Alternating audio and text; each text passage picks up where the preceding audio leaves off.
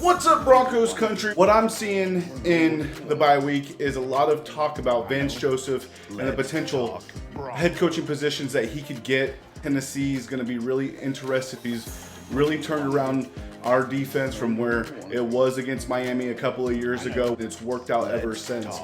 And kudos for Vance Joseph to take on a defensive coordinator role with a team that he had previously and not so distant past had failed as their head coach. I'm really hoping that Denver does everything that they can do to actually give Vance Joseph a pay raise, whatever incentives he might take to stay in Denver. And I mention that as a possibility because I'm selfish, and as Broncos country, I'm sure we're all selfish and want to see this defense continue to wreak havoc over the AFC West, over the conference, and the whole NFL. It is not unheard of, obviously, for a defensive coordinator to know and enjoy his role within a team.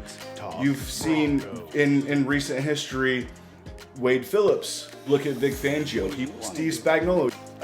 In history, you can look at defensive coordinators that knew their role. Dick LeBeau, his bread and butter was to call the defense. You don't have to run the whole team. And Denver obviously would have to come with a paycheck for Vance Joseph, but I'm hoping that we do whatever we can to retain Vance Joseph. I do think eventually he'll take an open position, but just because your name is the hot one on the hiring cycle doesn't necessarily mean that you should take a job or you will take a job. Having that core of defensive players, and then if we're able to retain Vance Joseph, I think that sets the table for a long run as a top flight defense, but a top flight team making noise in the AFC each and every year. I know that he went to college in Boulder. He was a CU buff. He was the head coach for the Denver Broncos. He came back as a DC, so maybe he's comfortable in Colorado.